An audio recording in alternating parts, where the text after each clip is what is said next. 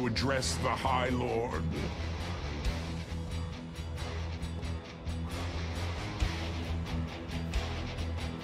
Oblivion awaits.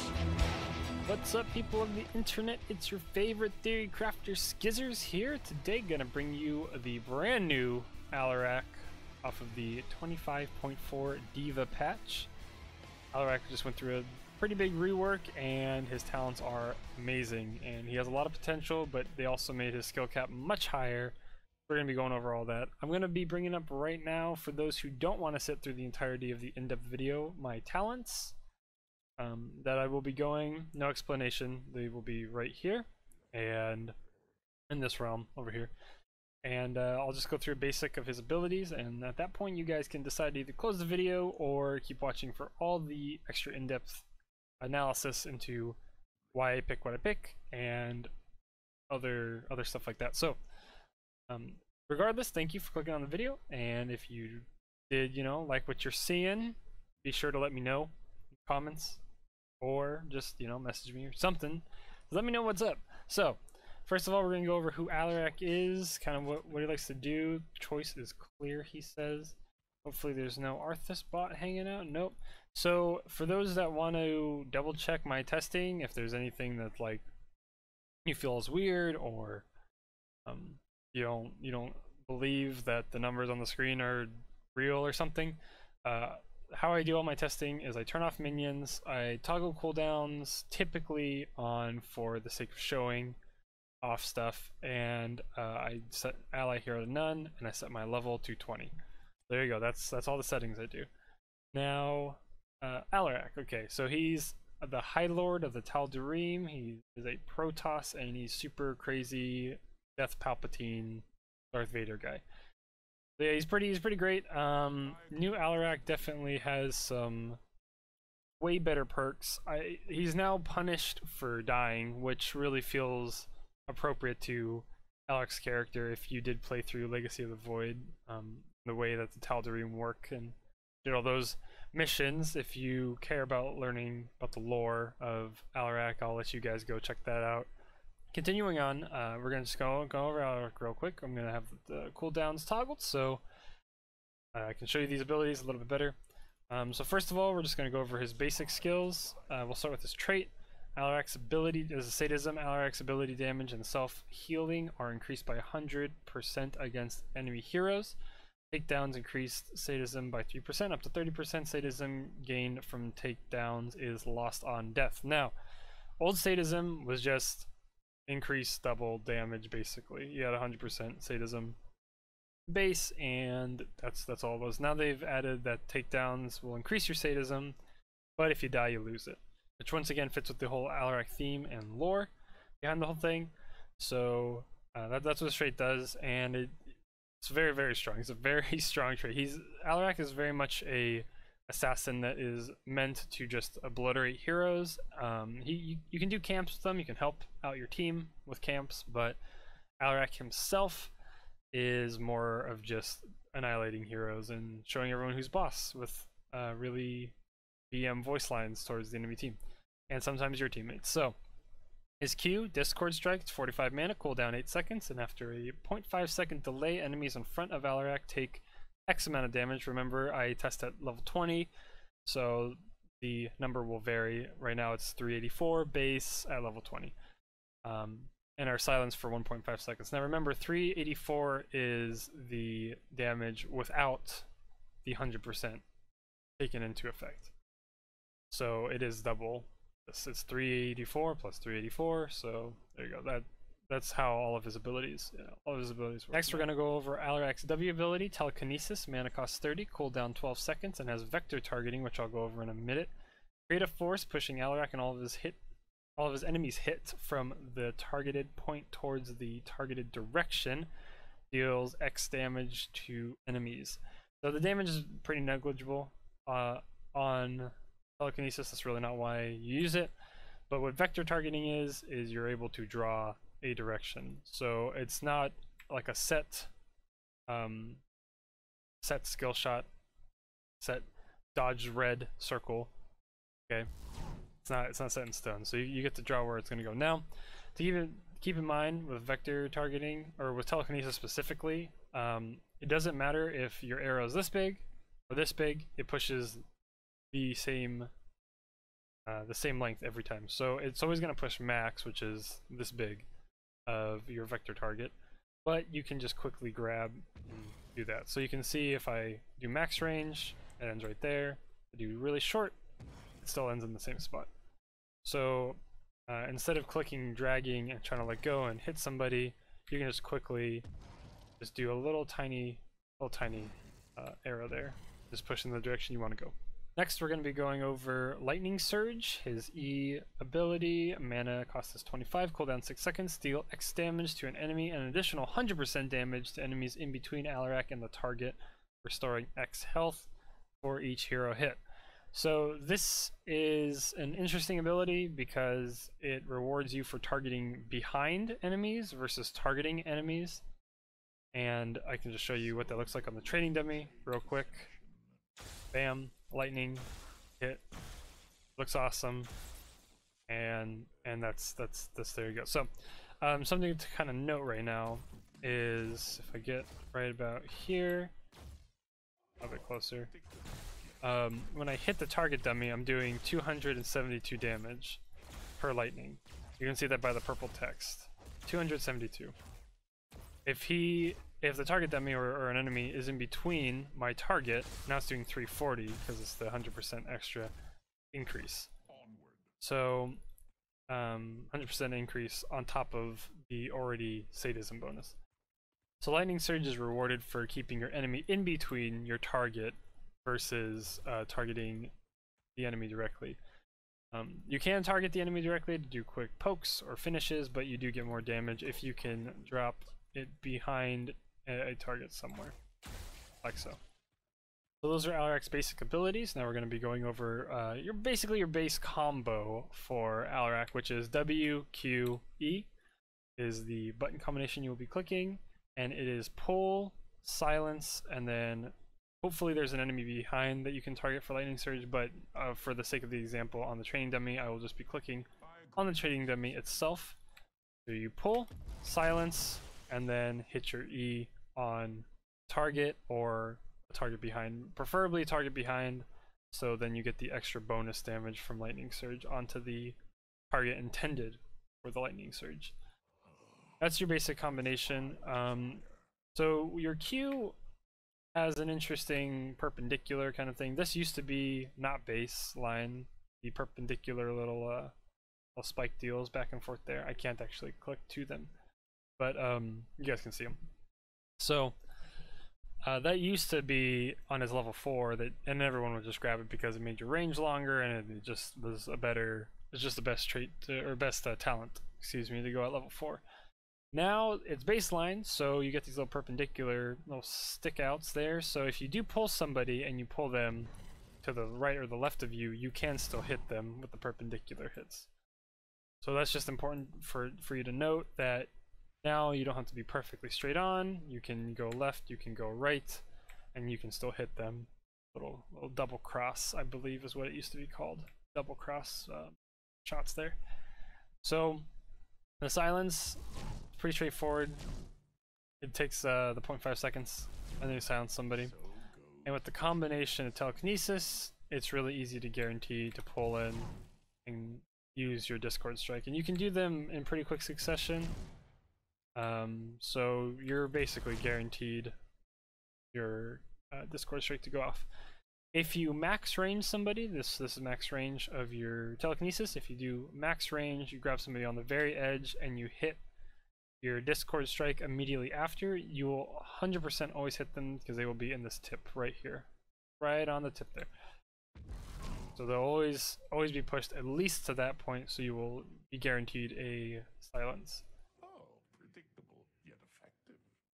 Now, moving forward, telekinesis is interesting because you have a lot of different options. You can pull enemies towards you, you can pull enemies any direction, you can push them away from you. If you hit Alt and then W, it pushes you.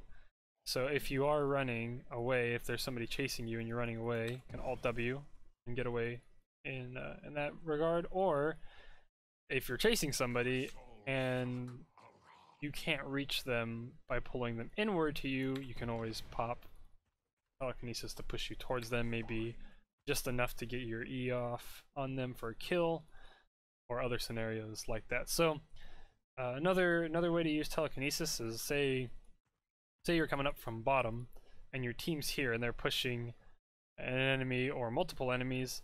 You can always push the enemy team back into your team, kind of more of a utility support kind of role versus pulling them into you. And sometimes that ends up being better than pulling them into you. Say you have an ETC here and he just can't quite catch up. You can push the enemies back towards him. He can slide in, get the mosh pit, and you have a really easy follow-up for your Discord Strike and your Lightning Surge. Another useful trick you can use telekinesis for is if a teammate is going to root, say Malf is rooting, and this is the center of the root, and there's an enemy right here. So there's an enemy on this cobblestone, but the root is right here. So he's not going to get hit by the root.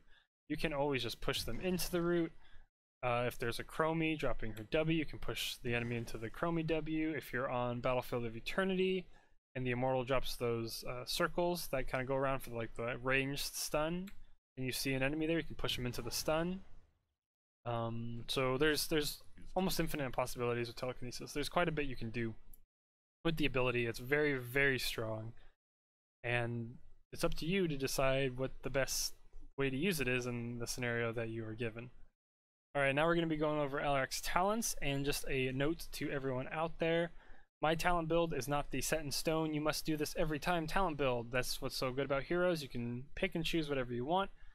This talent build is just optimized based on the testing I've done, all the math behind the hero, and practicality of what you can actually get done in a game. So, take it as you will. This is just what I've been testing, and based on the math of all the different talents, they seem to coordinate the best together. And on top of that, what I do tend to make my builds geared towards is solo to 3 stacks. So a 5-man queue, you might grab a different talent based on who is in your party and maybe the heroes that have been selected. Generally speaking, when I'm playing, I'm either solo queue or maybe I'm in a duo or a trio. I'm never usually in a 5-stack. Sometimes I will be, but on average I am in a 1-2-3 stack. So all of my builds are usually geared towards more of what you can do as a player versus relying on your teammates to maybe secure kills and things of that nature. Now it is a team game, but you want to be able to do as much as you can individually, and that's what I kind of build towards. So without further ado, let's get into this. So level 1, I'm only going to be going over the talents that I think are worth grabbing. Ones that I don't feel are necessary, I'm not really going to go into. So we're going to start off by just saying Ruthless Momentum. Basic abilities, charge 20% faster while above 80% health, is really not useful. You're, on average, not going to be above 80% health very often. So, and this doesn't help because of what we grab later on. It's just kind of overkill, and it's not really needed. So focusing on the 2 talents you can go, Sustaining Power increases the healing received from damaged heroes with Lightning Surge by 40%, which makes you a very, very, very good self-sustain assassin. Kind of like Thrall. Thrall gets a big heal. This is also a big heal, but it's on a 6-second cooldown. And it can be very, very helpful, and I'll kind of go over what to pick based on how you feel about Alarak in a second here. The one I typically go for is Extended Lightning, which is his quest. So it starts out by reducing sadism by 10%, which is never something I really feel is something you want to do on Alarak. It's kind of the thought process of, like, you're picking an assassin and your job is to do damage, so reducing your damage doesn't make much sense if you would have heroes drafted to compensate for the fact that you don't have a lot of CC. That's why you have tanks, that's why you have supports like Malf with roots and other things of that nature. So to me, reducing sadism typically isn't very good. I never did on the old Alarak. I didn't feel like it was worth it. An ancient proverb back in my Dota 2 days that's really not that ancient, but a quote that I heard was, the best type of CC is death. So why not just kill them and not reduce your sadism so it's easier to just obliterate people. Now, the reason I do go this particular reduced sadism talent is because of the level 3 reward, gaining back that sadism, but we're going to go over that right now. So initially you lose the sadism, which sucks. 10% can actually be a big make or break difference in kills. If a hero gets out with a sliver of health, that 10% would have covered it. So keep that in mind when going for this quest. If you just don't feel like you're going to be able to complete it, you know, that is something you'll have to kind of think about. But so anyway, quest, hitting heroes with the center of lightning surge. That's the whole quest. So this part is broken at the time of making this video. I just played like 6 or 7 games of Alarak, and this never triggered at 5 heroes hit. So hopefully it's fixed by the time you guys watch this. But this, after hitting 5 heroes for the first reward, after hitting 5 heroes increases lightning surge's range by 20%. It has only ever increased once I hit 15 heroes, which is the second reward. That's just something to keep in mind. Even if I hit the triple hero at the very end that we'll go over, I still don't get an increased range until I hit 15 heroes. I'm not sure why, but that's just something that happened in a bunch of my games, and so that's something to kind of keep in mind when looking over these talents. So there's really only 2 tiers. You can take 1 and 2 and combine them. If they do fix this, after hitting 5 heroes, your lightning surge range will increase, which does make it easier to complete the other 2. But at the time of this video, that is not functioning. So after hitting 15 heroes, lightning surge's center also slows the enemy for 40% for 2 seconds, and it increases the range. So basically you want to hit those 15 heroes because it's going to make your lightning surge ridiculously strong. 40% is really, really good on a 6-second cooldown, especially because it's a pretty reliable hit. Granted, if there is somebody in between, or somebody on the other side of you and your target, so you target other person that you're going to hit lightning on, or minion, or tower, or whatever. So the slow is very, very helpful, and the slow also combos into something we're going to go into later, which is our huge power spike, and that will be at level 16. We'll go over that. So yeah, the great thing about this particular talent in reducing sadism is if you can hit 3 heroes with a single cast of it, you get the sadism you lost back, and you instantly gain the other rewards. But like I said, the range seems to be broken right now. So you'll still have to hit 15 heroes for the range, even though it'll say you've completed it. That's just something to keep in mind. But like I said, hopefully that gets fixed, and you will just hit 3 heroes and get everything at once. So you're really trying to gun for that 3 heroes with a single cast. When I can do it, it's against the very, very start of the game. So when everyone's doing that big skirmish, there's like 5 heroes on both sides. That's always like the best time to get that sadism bonus back. And if you can hit it within those first few seconds, then you're set for the rest of the game, because that slow is going to be super helpful, and you already got your sadism back. There's nothing to worry about there. This is the level and talent I do choose. Now, if you are kind of shaky on Alarak, you're not entirely sure if you can hit all 15 heroes, which is pretty doable for the most part. But if you're not too sure, you can get that slow bonus, or if you're not sure, you can never really get that 3 heroes with a single cast, or you run into, maybe you're dying a lot on Alarak and you're really struggling, then getting sustaining power for those extra heals is worth it. I think extended lightning is just better overall, but it is also reliant on you being a lot better of an Alarak player. So maybe if you're just starting to learn him, or you're just not feeling comfortable with grabbing extended lightning, sustaining power is a good choice. Definitely worth it. You also get to keep your 10% sadism, so you're guaranteed to not lose that. But overall, I feel like extended lightning is the better pick. So level 4 is really, really interesting. I've spent a lot of time going back and forth between Chaos Reigns and Negatively Charged. Show the Force, completely irrelevant. These other 2 are just better. So just don't worry about that. At level 20, it only gives you 153 extra damage. It's really not worth it. Chaos Reigns is much like our extended lightning quest, where it has 3 different rewards. These all work when you hit the tiers, so there's nothing glitchy about that. Chaos Reigns is just hit heroes with Discord Strike. The first reward is after hitting 15 heroes, increases Discord Strike's damage by 60.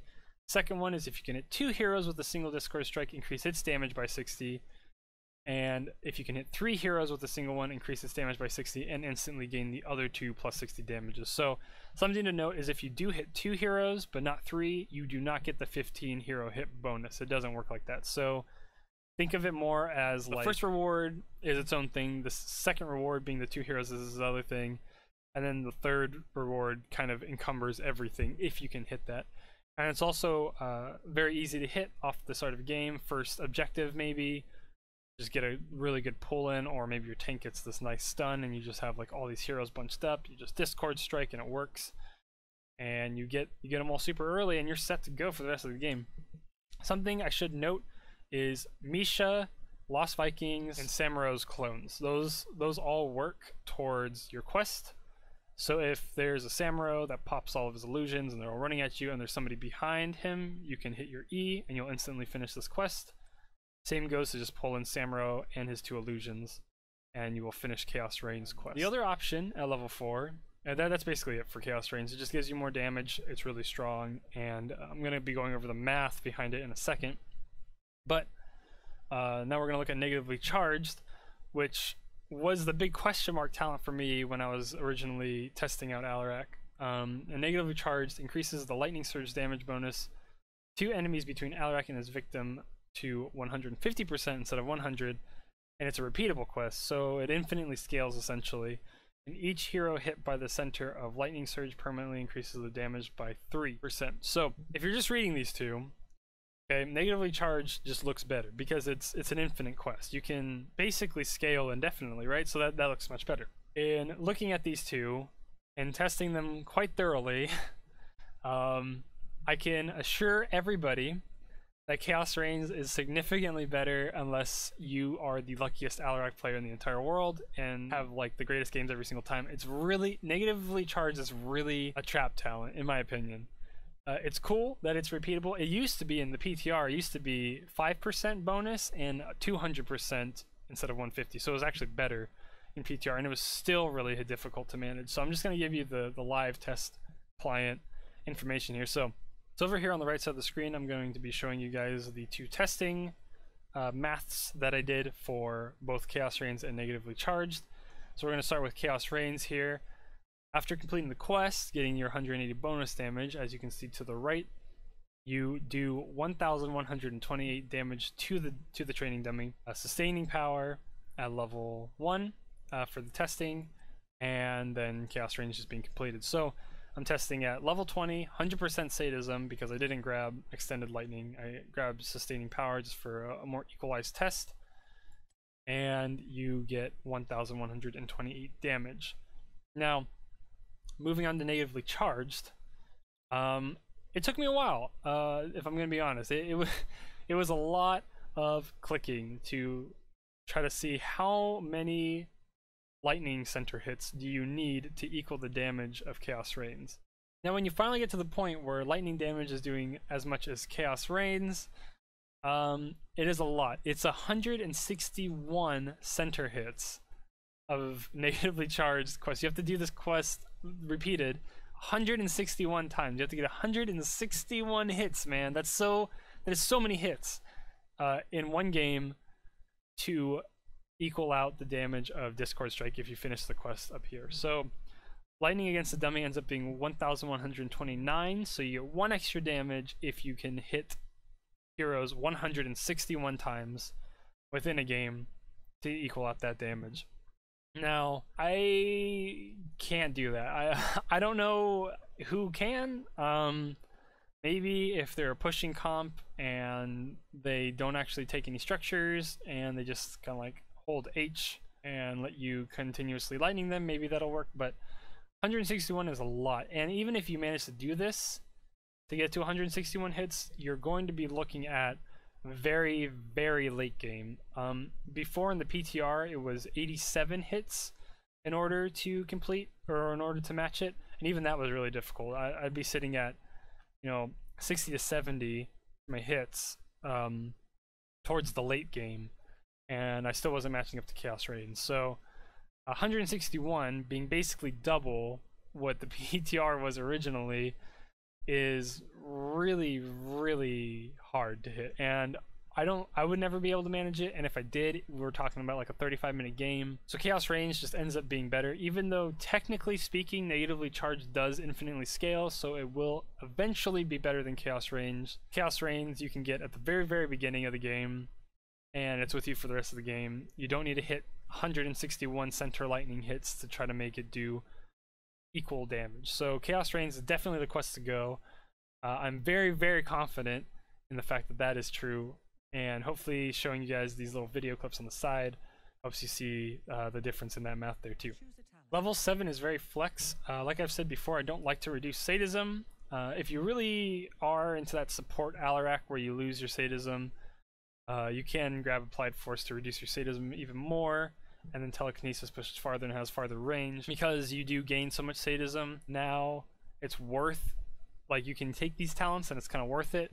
I still feel like you're losing out on too much sadism then. It's once again to the point of who's on your team and why would you need that if you have roots and stuns and all this other stuff from your team. One argument is you can pull them closer, but the other argument is you should be in a better position in the first place to be using your default ranges to your advantage. And if somebody gets away because you didn't have this, but then you end up killing 4 other people because you didn't take this, then not having reduced sadism ends up being worth it, in my opinion. So the ones we're going to be focusing on is Dissidence, Hindered Motion. So with the Discord strike silence duration being increased by 0.75, that's very, very strong. I don't typically pick it because of something we pick later on, but if you do feel like a longer silence duration is what your team needs, say ETC's having a lot, or they have an ETC on the other team, and you're really afraid of him initiating into your team, and you get the combo, the WQ, maybe the extra silence is what you guys need to burst him down. So it can definitely be worth it, and I don't think there's anything wrong with grabbing this. What I tend to grab is Hindered Motion because it adds an element to Telekinesis that it doesn't have by default, and it combos into our level 16 pick. So getting Telekinesis slows by 25% for 2 seconds. Basically, you're just adding more control with your Telekinesis too, and that almost always guarantees you a Discord strike because you can actually take the time to, you have 2 seconds to really line it up if you really want to. But getting the slow is what in my opinion, is the most helpful. Like I said, it also combos very well into our later talent picks. Level 10, you can choose either. If I'm honest, I've played a lot of Alarak and I have had a lot of success with this hero, and Counter-Strike to me is just the better level 10 talent to pick.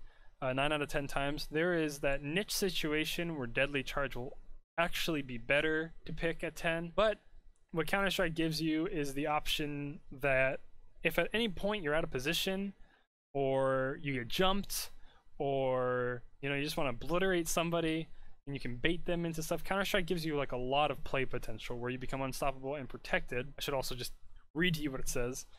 So Counter-Strike is 50 mana, it's 30-second cooldown, and Alarak targets an area and channels for 1 second, becoming protected and unstoppable. After, if he took damage from an enemy, he sends out a shockwave that deals 603 damage. Now remember, that's base, so that doesn't include your sadism bonus. Usually towards the later portions of the game, this is doing about 1200 damage. So it's pretty significant, and it's also a very, very large area that it covers. As it says, prevents damage to deal damage in a large area. There you go. So the other ultimate choice is Deadly Charge. Mana cost is 60, 45-second cooldown. After channeling, Alarak charges forward, dealing X damage to all enemies in his path. Distance is increased based on the amount of time channeled, up to 1.6 seconds. Issue a move order will cancel this up to no cost, and damage also interrupts it. So something to keep in mind is your damage is always the same damage regardless of how far you're charging.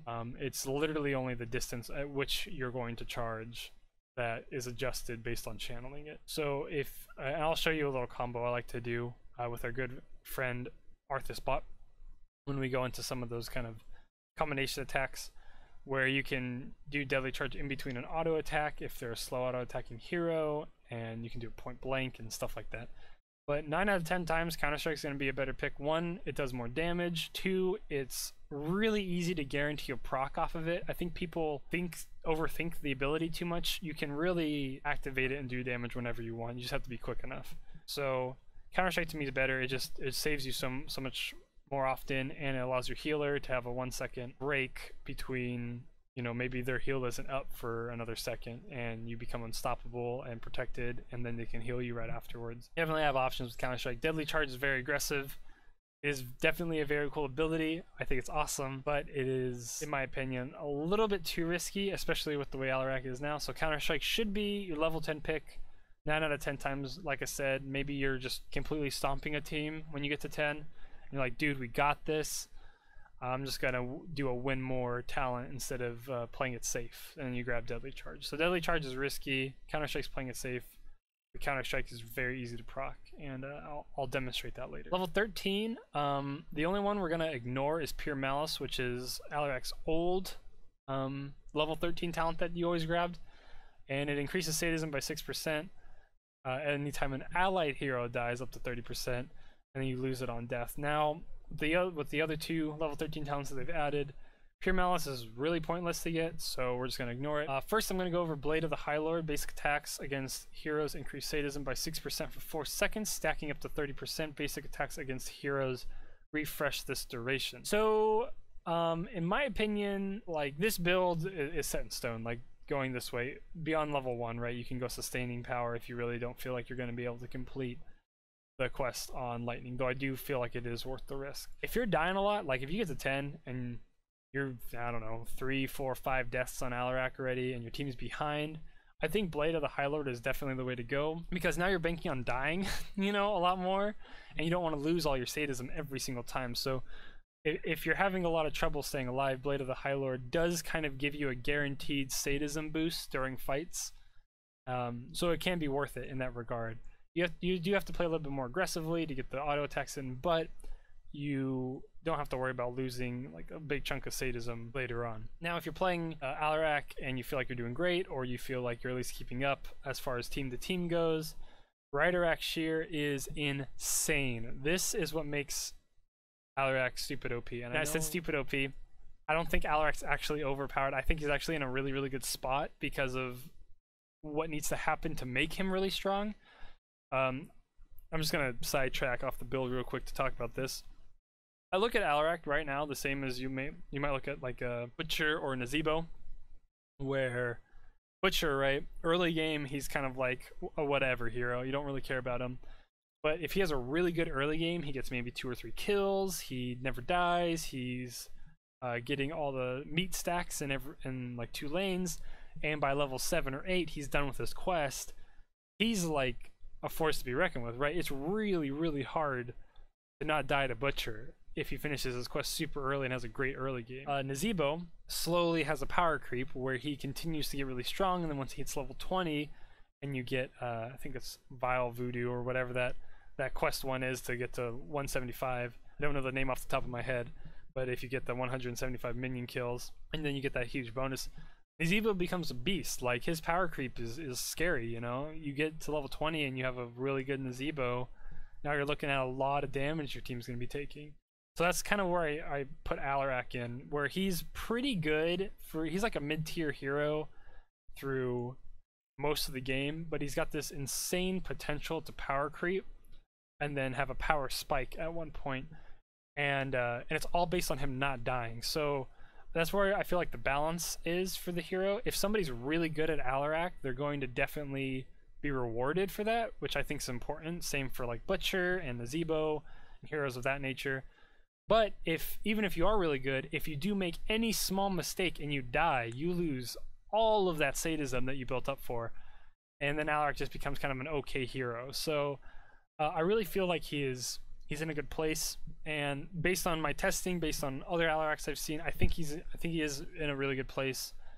He might still get nerfed or buffed or readjusted, but currently I feel like there's no reason to really change him, but we'll just have to see what Blizzard decides.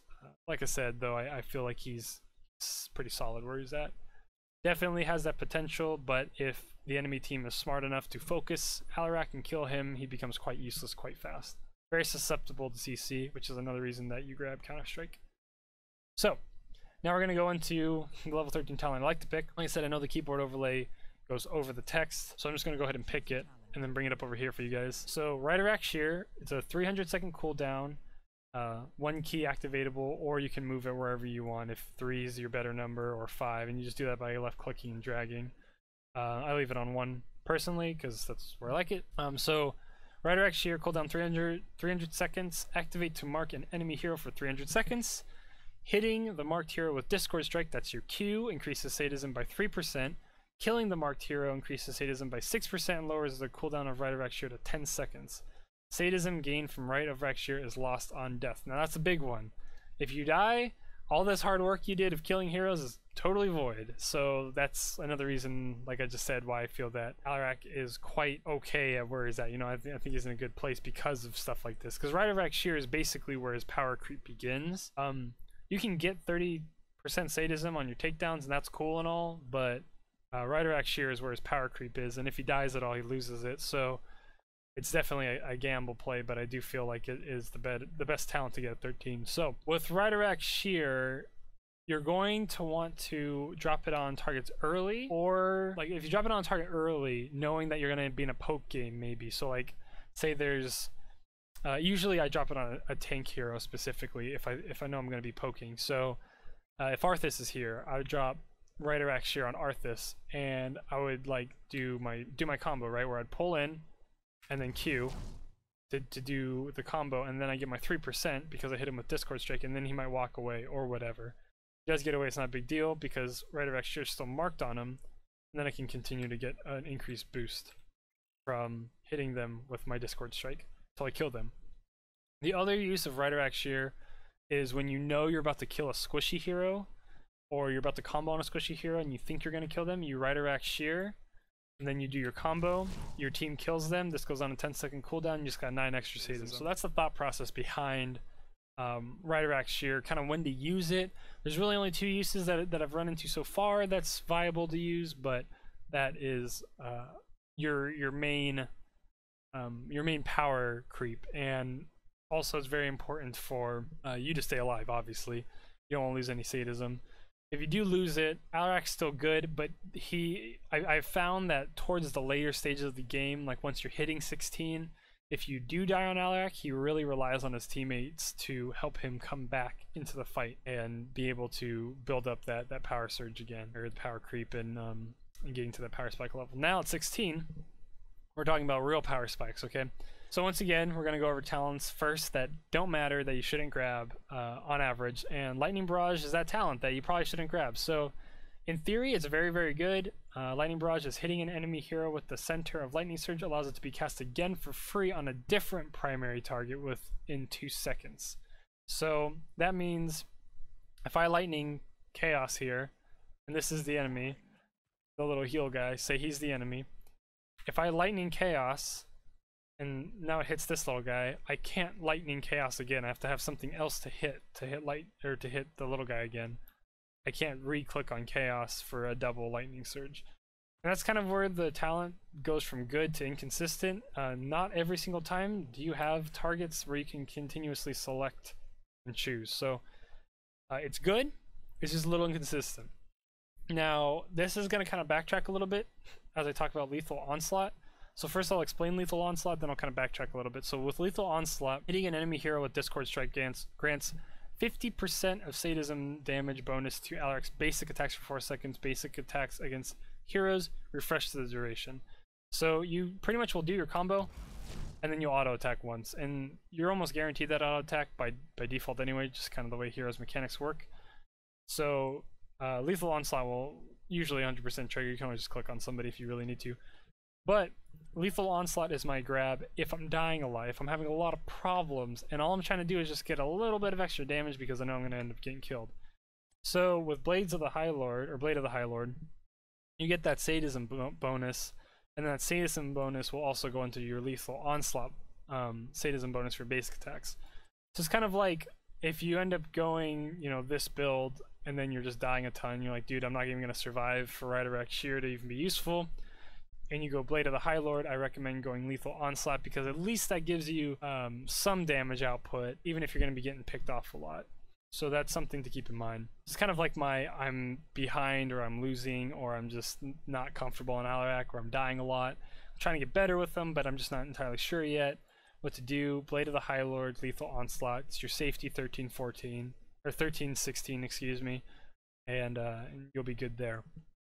Now, if we're back on the build that I think you should be going if you are playing Alarak quite well, Mocking Strikes is insane. It's battle momentum for Alarak. If you don't know what battle momentum is, it is what I'm about to read to you guys. Battle momentum was a talent given to a lot of different heroes a long time ago, and Blizzard has since moved it to specific heroes and taken it away from other ones. So Mocking Strikes is basic attacks against stunned, silenced, slowed, or rooted heroes. Reduces the cooldown of Alarak's basic abilities by 2.5 seconds, which is a lot.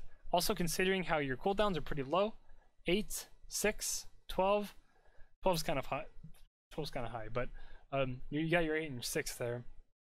Like, 2 basic attacks resets Lightning Surge, essentially, because the time in between your auto attacks is going to be 1 second. So Lightning Surge will always be up, essentially, with Mocking Strikes. Now, I'm going to grab Mocking Strikes because that's what I believe is the proper level 16 talent to grab. But this is the talent I've been talking about that combos into everything else. So, at level 7, we got Telekinesis Slows, alright? That adds a slow to your W, which Mocking Strikes can capitalize on. Slow target. So if you didn't grab Hindered Motion, then all you have is your silence and potentially your slow from your Lightning Surge if you've completed that quest to be able to trigger Mocking Strikes. By grabbing Hindered Motion, not only do you provide a slow for your team and for yourself, but you give yourself a third combo piece to continuously have Mocking Strikes up. And I'll kind of show some stuff off of Arthas, different combinations you can do to make Mocking Strikes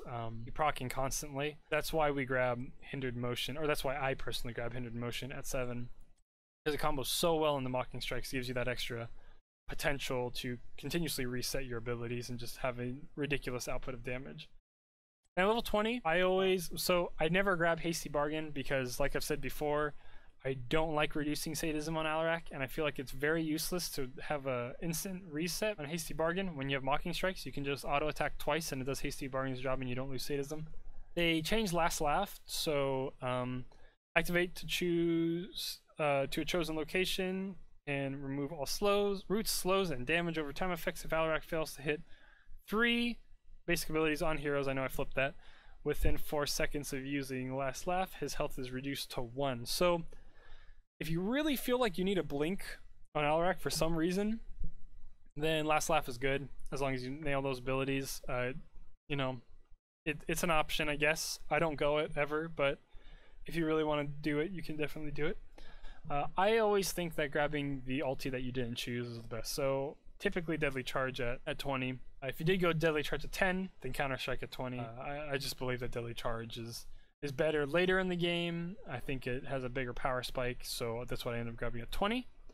And then that's the entirety of Alarak's talent tree. So once again, we're just going to go over real quick. Extended Lightning. Got to get the 3 heroes hit quest to get everything done. Chaos Reigns at 4 because mathematically it's just better than negatively charged. Well, mathematically speaking, for practicality reasons. Mathematically speaking, negatively charged is technically better, but you need 161 center lightning hits in order to match the damage of Chaos Rain, so it's kind of not worth it to grab negatively charged. So Chaos Rain's at 4.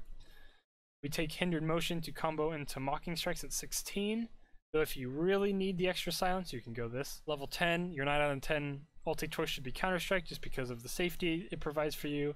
If you're really feeling aggressive and you don't feel like you need the safety, then Deadly Charge you can go, but I always go Counter Strike. Level 13, if you're having a hard game, Blade of the High Lord, definitely worth it. If it's not going well for you, Rider Shear if everything is great and life is beautiful. Level 16, Lethal Onslaught to combo into Blade of the High Lord, so if you're having a bad game, Lethal Onslaught is definitely good. If you're just not quite comfortable in keeping Alarak alive, that's also a good talent. Mocking Strikes if life is good once again and you want to just obliterate your enemy heroes, then that's what you go. Level 20, other ulti choice, whatever one that you didn't grab. I typically have Deadly Charge at 20, but you know, you could choose it. It's whatever you want. So like I said, this build is just based on testing and math that I've done. This works best for me. It might not work best for you. Keep that in mind when going through this build and seeing what exactly you want to be going on Alarak. He's definitely very strong now. He's definitely got a very high skill ceiling and has a lot of potential, but you need to be playing him right in order to capitalize on that potential that you'll be given on the hero. Alright, so next we're going to be going over just some different combinations you can do on Arthas, the glorious bot that gets obliterated in everything, heroes. All I did, by the way, to get to the 99 sadism was I put more Right of Rakshir onto the training dummy. Hit him 3 times with Discord Strike, and that's about as close to 100% as I can get. So that's just a good place to start. I think 100 is a good baseline for Alarak, so you can check it out. So I'm going to toggle minions just to get Alarak to come, or Alarak, just to get Arthas to come out here. And once he's out here, I'm going to toggle off the minions, and I'm going to kind of show you some stuff you can do. So first you want to make sure Right of Rakshir is on the hero, and then you're going to want to pull him into you and just start wailing as much as you can on the target. To get those big hits in, you can see that because of the slows, I'm able to constantly reset these abilities. Going over here, I can show that again. I'm just going to toggle real quick. So dropping Right of Rakshir onto a target. So first the slow, and then I'm just going to auto attack, and you will see that the cooldown of telekinesis will drop. You can see it drops pretty significantly. 2 hits and it's already at 5%. So just keep an eye on my cooldowns. I'm just going to be showing kind of how Mocking Strikes works. I'm going to need to use these guys a little bit. So just keep an eye on the cooldowns. I'm going to be trying to spam the abilities as much as I can, and so you can kind of get a good look at how this works.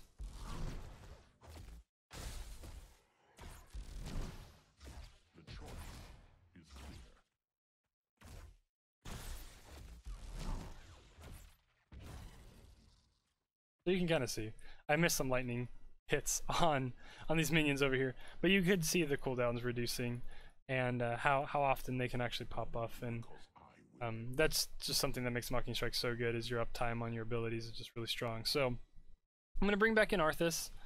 I'm just going to show you some basic combinations. I'm also going to toggle cooldowns on so you can see how that works. I'm going to take off minions so Arthas chills here. So your basic combination against enemy heroes versus maybe there's multiple here, but we only have Arthas. I can also spawn in Lost Vikings to show, but you guys can get the picture with just a single target. You might pull him in and hit him with your Q.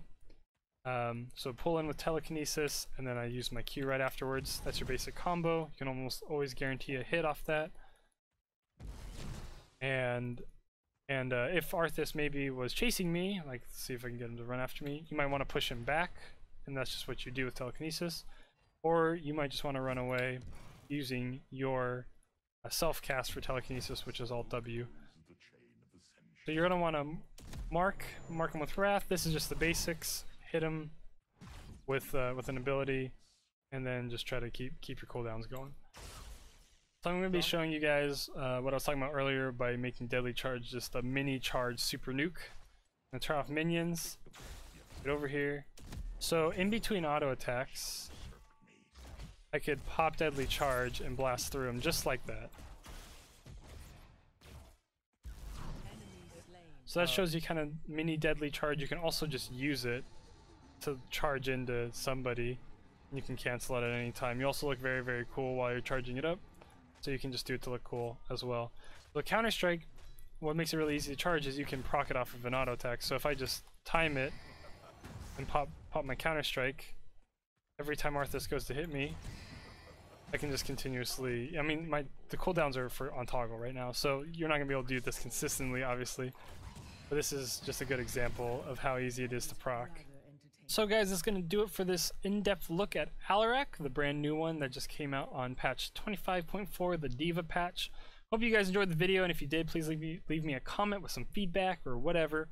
If you have any questions, comments, concerns, you can hit me up on Twitter at Skizzers. That's Skizzors. It'll be written on the screen. Or you can hit me up on my Twitch channel, which is twitch.tv/Skizzors, Skizzors as well. I don't really have a consistent streaming schedule, but I do stream here and there quite often, so you guys are more than welcome to hop in and hang out or whatever. So thanks again, everybody, for tuning in, and I hope the guide was helpful, and let me know also if there's any heroes specifically that you would like to see. I have a D.Va in-depth guide coming out. It probably won't be as long as Alarak because she's not as complex, but I do have a D.Va guide on the way. Hopefully it will be coming out very soon. Anyway guys, thank you once again for tuning in. This has been Skizzers, and we'll see you next time.